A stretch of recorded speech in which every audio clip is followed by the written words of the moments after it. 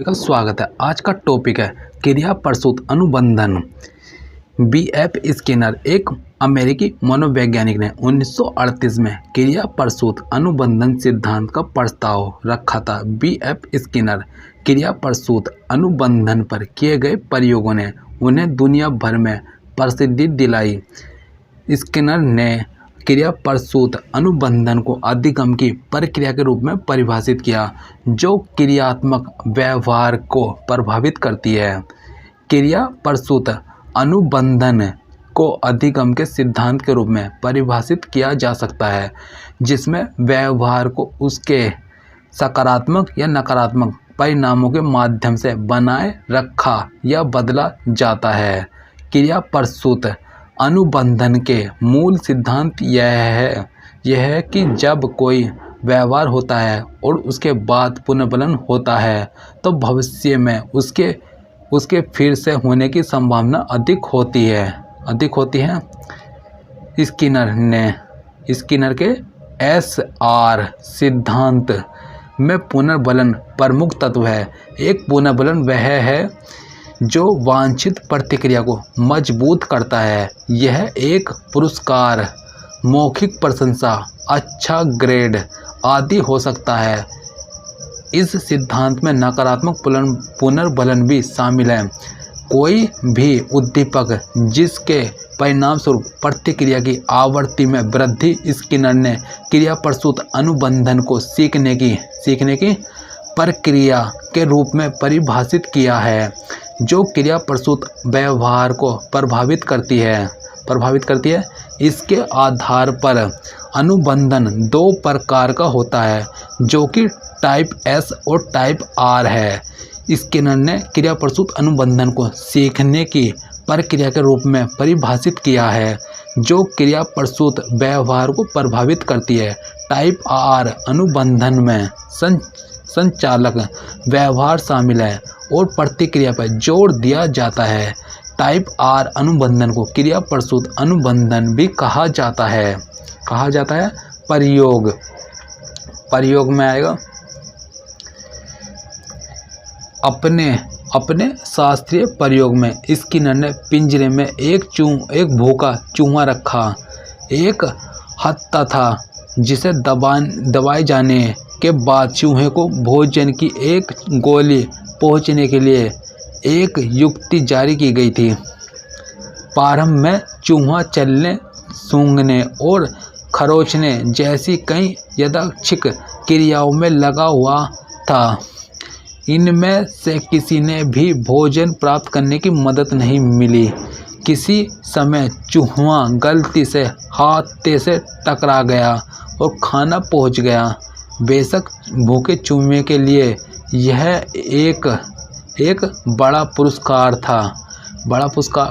था। स्किनर के अन्य प्रसिद्ध प्रयोग में एक कबूतर लाल गेंद को चोंच मारता है और भोजन प्राप्त करता है। भोजन पुनर्बलन के कारण कबूतर एक ही गेंद को बार बार चोंच मार सकता है। पुनर्बलन सुदृढ़ीकरण पर्यावरण से प्रतिक्रियाएं जो व्यवहार के दोहराए जाने की संभावना को बढ़ाती है। जब भी आप किसी व्यवहार को समय के साथ निरंतर या बढ़ते हुए देखते हैं, तो आप मान सकते हैं कि उस व्यवहार के परिणाम व्यक्ति के लिए पुष्टि कारक हैं। सुदृढ़ीकरण प्रक्रिया नियमानुसार आरेखित की जा सकती है।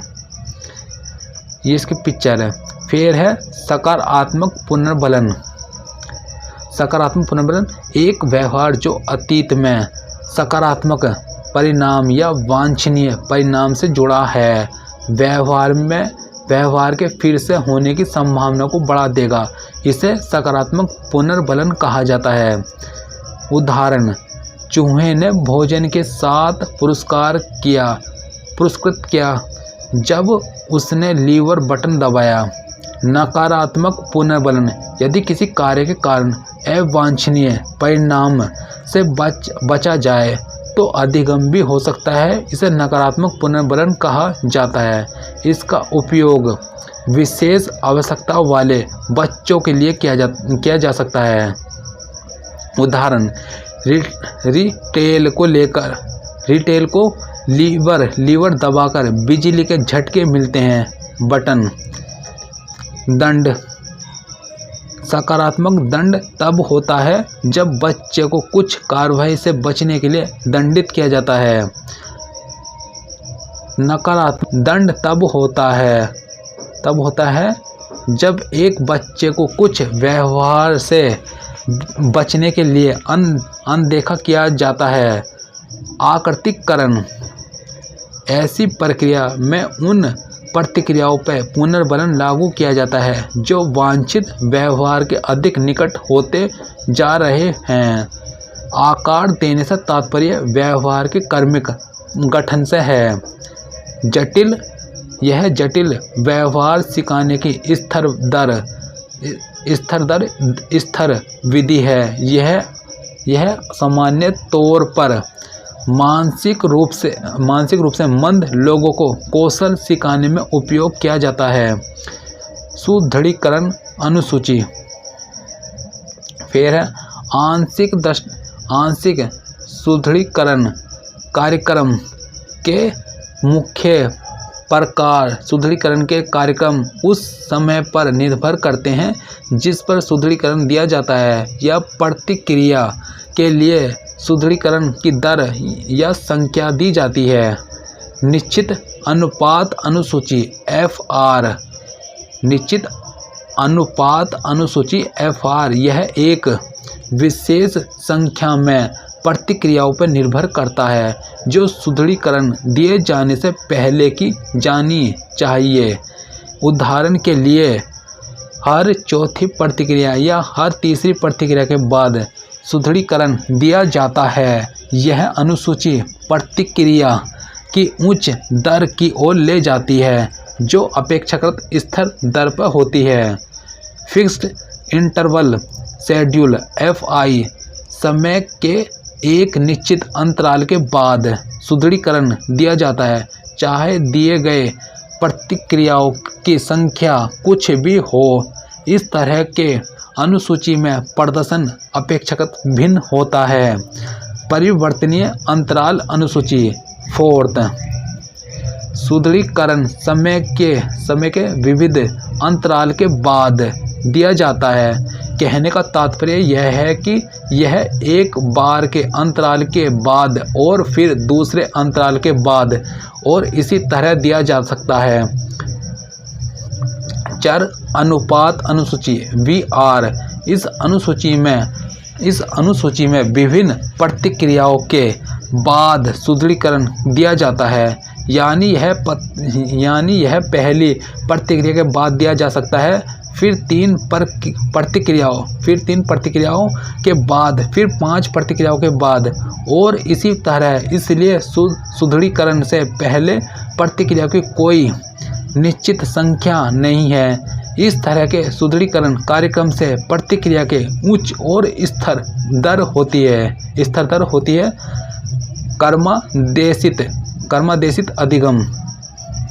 हार्वर्ड यूनिवर्सिटी के BF स्किनर द्वारा पशुओं पर प्रायोगिक अध्ययनों के आधार पर मनोवैज्ञानिक प्रयोगशालाओं में विकसित क्रिया प्रसूत अधिगम या अनुबंधन के सिद्धांतों से क्रमादेशित अधिगम शब्द दिया जाता है।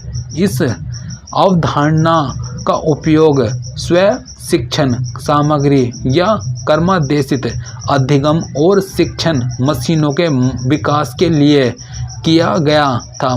BF स्किनर और उनके साथियों ने 1943 में पहली बार क्रमादेशित अधिगम की शुरुआत की थी।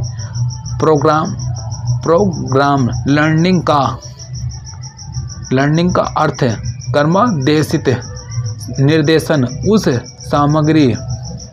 सामग्री को व्यवस्थित करने की प्रक्रिया है जिससे क्रमबद्ध चरणों की एक श्रृंखला में सीखा जा सकता है जो ज्ञात से अज्ञात क्रमबद्ध अधिगम प्रत्येक स्वीकार्य छात्र के व्यवहार पर एक औसत दर्जे का और सुसंगत प्रभाव पैदा करने के लिए निर्देशात्मक घटनाओं के एक प्रतिलिपि प्रस्तुत करने योग्य अनुक्रम बनाने की एक विधि है।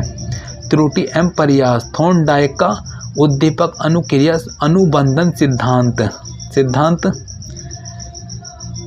एडवर्ड अल थॉर्नडाइक अपनी पुस्तक एनिमल इंटेलिजेंस 1898 में प्रसिद्ध संबंधवाद का प्रतिपादन किया। अधिगम मनोविज्ञान के क्षेत्र में संबंधवाद का तात्पर्य है उद्दीपक के साथ अनुक्रिया का संबंध बनाना। संबंधवाद में उद्दीपक तथा अनुक्रिया के मध्य संबंध स्थापित किया जाता है। थॉर्नडाइक के सिद्धांत के अनुसार उद्दीपक तथा संयोग स्थापित होता है। इनको संकेत रूप में उसे SR द्वारा प्रदर्शित किया जाता है। SR अनुबंधनों के आधार पर अधिगम के नियमों को थॉर्नडाइक ने प्रस्तुत किया है। अपनी पुस्तक एजुकेशन साइकोलॉजी में उसने शैक्षिक क्षेत्र में इस सिद्धांत का व्यापक उल्लेख किया है। उद्दीपक अनुक्रिया अनुबंधन सिद्धांत की मुख्य विशेषताएं फर्स्ट है उद्दीपक तथा अनुक्रिया के मध्य अनुबंधन स्थापित हो जाना ही अधिगम है। सेकंड है थॉर्नडाइक के सिद्धांत ने शिक्षा मनोविज्ञान के क्षेत्र में अधिगम प्रक्रिया को एक वैज्ञानिक आधार प्रदान किया है। यह सिद्धांत साचार्य सिद्धांत का ही एक रूप है। थॉर्नडाइक प्रयोग इसमें आ जाएगा। थॉर्नडाइक का शास्त्रीय प्रयोग एक बिल्ली को एक पिंजरा जिसे पहले पेटी कहा गया है में रखकर किया गया। यह एक सरल प्रयोग था।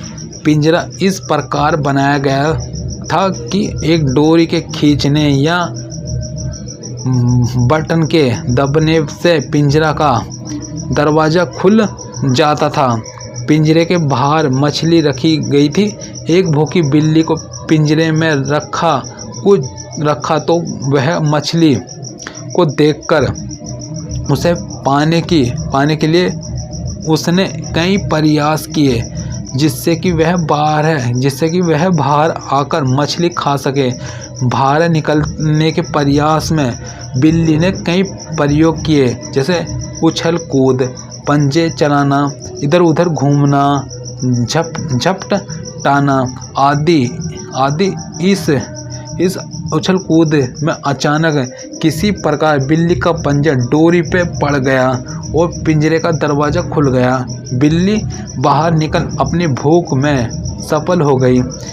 थॉर्नडाइक ने पुनः बिल्ली को पिंजरे में बंद कर दिया। बिल्ली पुनः मछली खाने के लिए बाहर आने का प्रयास करने लगी, किंतु इस बार उसने पहले की अपेक्षा कम उछल कूद करते हुए और कम समय में डोरी खींचकर बाहर आने में सफलता प्राप्त कर ली। इस प्रकार के प्रयोग के कई क्रम में थॉर्नडाइक ने यह देखा कि अगले क्रमों में बिल्ली के निरर्थक प्रयास कम होते गए और कम समय में वह बाहर निकलने और मछली खाने में सफल होने लगी। त्रुटियां कम होती गई। एक बार यह देखा गया कि बिल्ली को पिंजरा में रखते ही बिल्ली ने बिना त्रुटि के डोरी खींची और बाहर आ गई और मछली खा गई। प्रयोग के निरीक्षणों से थॉर्नडाइक ने यह निष्कर्ष निकाला कि उद्दीपक के प्रति सही अनुक्रिया के साथ संबंध का प्रत्यक्ष निर्माण कर बिल्ली ने पिंजरे से बाहर निकलना सीख लिया। फिर थॉर्नडाइक के अधिगम के नियम। थॉर्नडाइक के अधिगम के नियम विभिन्न मनोवैज्ञानिकों ने प्रयोगशाला विधि द्वारा पशुओं पर परीक्षण करके अधिगम के नियमों की खोज की है, किंतु अधिगम के नियमों को क्रमबद्ध करने का श्रेय थॉर्नडाइक को ही है। अधिगम के मुख्य नियम। थॉर्नडाइक ने अधिगम के प्रमुख रूप से निम्नलिखित 3 नियम बताए। तत्परता का नियम। इस नियम का अर्थ है कि जब अधिगम करने वाला अधिगमी अधिगम के लिए तत्पर या तैयार होता है तभी अधिगम कर सकता है, अन्यथा नहीं। अधिगम के लिए उसे तैयार करना पड़ता है। बालक को शिक्षा देते समय शिक्षक को सर्वप्रथम अधिगम के लिए ऐसी परिस्थितियां उत्पन्न करनी चाहिए जिससे कि बालक में रुचि और जिज्ञासा जागृत हो सके और वह अधिगम के लिए तैयार हो जाए। अभ्यास का नियम यह बताता है कि एक परिस्थिति में सही अनुक्रिया को दृढ़ करने के लिए उस अनुक्रिया को बार बार दोहराया जाए। जिस अधिगम क्रिया की हम कई बार पुनरावृत्ति करते हैं उसे हम शीघ्र ही अधिगम कर लेते हैं। अभ्यास से अधिगम को सुगम बनाया जा सकता है। अभ्यास के नियम के 2 रूप हैं। उपयोग का नियम। जिस कार्य का अभ्यास बार बार किया जाता है वह सफलतापूर्वक शीघ्र सीख लिया जाता है। कविता याद करने के लिए उसे बार बार दोहराना पड़ता है। इसी प्रकार साइकिल चलाना सीखने के लिए बालक को अनेक बार प्रयास करने पड़ते हैं और वह गिरता भी है, चोट भी खाता है। अंत में अभ्यास के द्वारा वह बिना गिरे साइकिल चलाने लगता है। चित्रकारी, टाइप करना, संगीत सीखना और कोई खेल खेलना आदि को अभ्यास और उपयोग करके ही सीखा जा सकता है। अनुपयोग का नियम। यह नियम उपयोग के नियम के विपरीत है। यदि सीखे हुए कार्य का अभ्यास या उपयोग नहीं किया जाता जो व्यक्ति उसे भूल जाता है। उदाहरणतः गाने और बजाने का अभ्यास छोड़ देने पर व्यक्ति नहीं गा बजा सकता। खिलाड़ी बहुत दिनों बाद यदि खेल के मैदान में खेलने आता है तो वह ठीक से खेल नहीं पाता। इसी को अनुप्रयोग का नियम कहते हैं। प्रभाव का नियम। इस नियम को संतोष या असंतोष का नियम भी कहा जाता है। जिस कार्य को करने के उपरांत हमें संतोष या दोष मिलता है उसे हम बार बार करना चाहते हैं। शिक्षा में पुरस्कार और दंड देने का नियम इसी और संकेत करता है। जिस कार्य को करने से बालक को पुरस्कार मिलता है उसे वह बार बार करना चाहता है, किंतु जिस कार्य को करने के लिए दंड मिलता है उसे वह नहीं करना चाहता। अतः उसे वह नहीं सीखता। अधिगम के गौण नियम। उपर्युक्त 3 प्रमुख अधिगम नियमों के अतिरिक्त थॉर्नडाइक ने अधिगम के 5 गौण नियम भी प्रतिपादित किए हैं जो निम्नलिखित हैं। बहु अनुक्रिया का नियम। थॉर्नडाइक के अनुसार जब कोई उद्दीपक जीव को उत्तेजित करता है तो संतुष्टि प्राप्त करने के लिए वह अनेक प्रकार की अनुक्रिया करता है। अर्थात यही अनुक्रिया के पूर्व बहु अनुक्रियाएं होती हैं जिनमें से पर्याप्त अनेक अनुक्रियाएं निरर्थक भी रहती हैं। किंतु यदि अनुक्रियाएं बहुरूपी ना हो तो अधिगमी सही अनुक्रिया करना सीख सकता है। मानसिक स्थिति अथवा मनोवृत्ति का नियम। अधिगम में मानसिक स्थिति अथवा मनोवृत्ति का बहुत अधिक प्रभाव पड़ता है। अनुकूल मनोवृत्ति आती है यदि अधिगमी में अधिगम क्रिया के प्रति अपेक्षित मनोवृत्ति या मानसिक स्थिति का अभाव है तो वह अधिगम नहीं कर सकता। शिक्षण चाहे कितना ही प्रभावशाली क्यों ना हो, अतः इस नियम के अनुसार यह आवश्यक है कि शिक्षण क्रिया से पूर्व बालक को मानसिक रूप से पहले तैयार किया जाए। फिर तत्वों की पूर्व समर्था का नियम।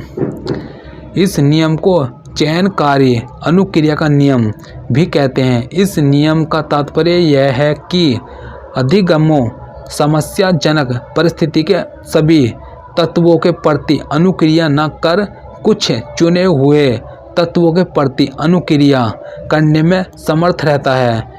जिस स्थिति के प्रति अधिगमी अनुक्रिया करने में समर्थ होता है उसे समर्था का तत्व कहते हैं, जो अधिगमी में पहले से विद्यमान रहती है। सादृश्यता द्वारा अनुक्रिया का नियम। सादृश्य द्वारा अनुक्रिया के नियम का तात्पर्य यह है कि अनुक्रिया दो परिस्थितियों की समानता अथवा सादृश्यता के आधार पर होती हैं। जब किसी ज्ञान या अनुभव को अच्छी तरह से धारण कर लिया जाता है या उसका आत्मसात कर लिया जाता है तो उसकी दूसरी या नवीन अधिगम परिस्थितियों में उसका सरलता से अंतरण किया जा सकता है। इसलिए इस नियम को आत्मीकरण का नियम भी कहते हैं। साचार्य परिवर्तन का नियम।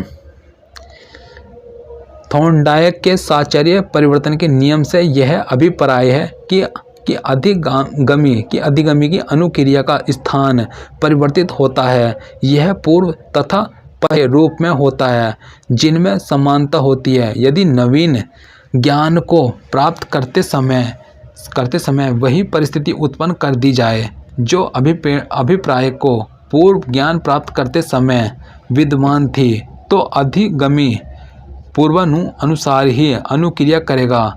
पूर्व एवं नवीन परिस्थितियों में इस प्रकार की सहचारी समानता स्थापित करना ही साचार्य परिवर्तन कहलाता है।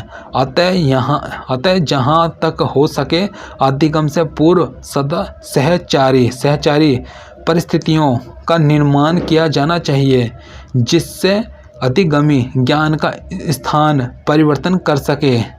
सामाजिक अधिगम। अल्बर्ट बंडूरा की फोटो। अल्बर्ट बंडूरा ने सामाजिक अधिगम सिद्धांत का प्रतिपादन किया। उन्होंने इस बात पर जोर दिया कि बच्चे किस तरह से परिवेश और संज्ञानात्मक कारकों से सीखते हैं। उन्होंने बताया कि कैसे एक बच्चा दूसरों की नकल और प्रतिरूप को देखकर प्रभावित होता है। इस प्रकार के अधिगम में व्यक्ति सामाजिक व्यवहार सीखता है, इसलिए इसे कभी कभी सामाजिक अधिगम भी कहा जाता है। वे दूसरों का निरीक्षण करते हैं और अपने व्यवहार का अनुकरण करते हैं। अधिगम के इन रूप को मॉडलिंग, प्रतिरूपण कहा जाता है।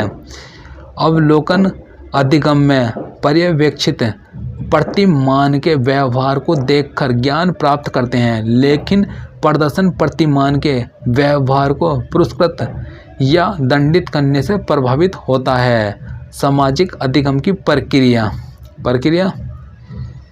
ये पिक्चर है। फिर अल्बर्ट बंडूरा के सामाजिक अधिगम सिद्धांत में इस बात पर बल दिया गया कि सामाजिक अधिगम की प्रक्रिया में 4 चरण क्रम से शामिल हैं। ध्यान, यह सीखने के क्रम में अवलोकन करने के लिए मॉडल पर ध्यान देने की प्रक्रिया को संदर्भित करता है। प्रतिधारण, यह बाद में उपयोग किए जाने के लिए सीखी गई गतिविधियों को दोहराने की प्रक्रिया को संदर्भित करता है। पुनरुत्पादन, यह सीखने की क्रिया को करने या पुनः पेश करने की प्रक्रिया को संदर्भित करता है। अभिप्रेरणा, यह शिक्षार्थियों को प्रेक्षणात्मक अधिगम को दोहराने के लिए प्रेरित करने की प्रक्रिया को संदर्भित करता है। अल्बर्ट बंडूरा ने बोबो डोल behaviour A study of aggression नामक एक प्रयोग का निर्माण किया। इस प्रयोग में बंडूरा ने बच्चों के एक समूह को हिंसक और आक्रामक कार्यों की विशेषता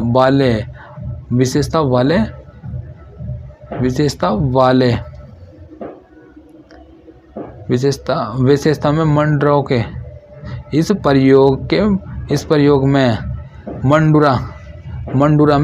मंडूरा ने बच्चों के एक समूह को हिंसक और आक्रामक कार्यों की विशेषता वाले एक वीडियो से अवगत कराया। प्रयोग के लिए बंडूरा ने अपने 6 छात्रों में से एक ही फिल्म बनाई। एक युवा महिला एक बोबो गुड़िया की पिटाई कर रही थी। फिर इसमें बोबो गुड़िया एक फुलाई जाने योग्य अंडे के आकार का गुब्बारा प्राणी है जिसके तल में वजन है, जिसे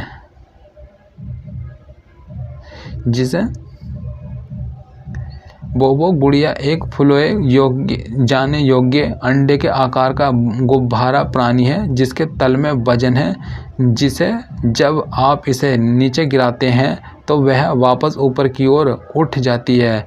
महिला ने साकारू और इसी तरह विभिन्न आक्रामक वाक्यांशों को चिल्लाते हुए जोकर को गुस्सा मारा। उसने उसे लात मारी। उस पर बैठ गई हथौड़े पर हार क्रिया। मंडूरा ने इस फिल्म को किंडरगार्टन छोटे बच्चों के समूह को दिखाया। जैसे कि आप अनुमान लगा सकते हैं उन्हें बहुत पसंद आया। फिर इसमें बंडूरा ने अध्ययन पर भी बड़ी संख्या में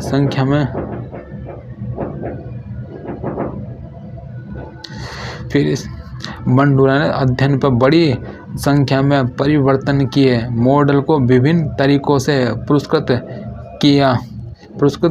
या दंडित किया।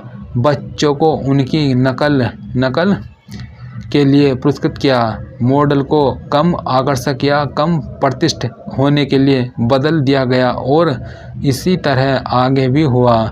मॉडलिंग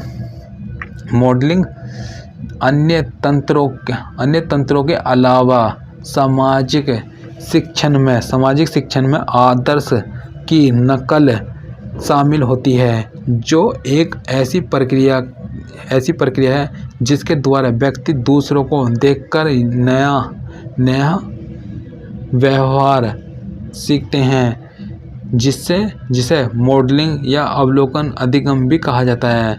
इस प्रक्रिया में कोई प्रत्यक्ष पुनर्बलन शक्ति नहीं है।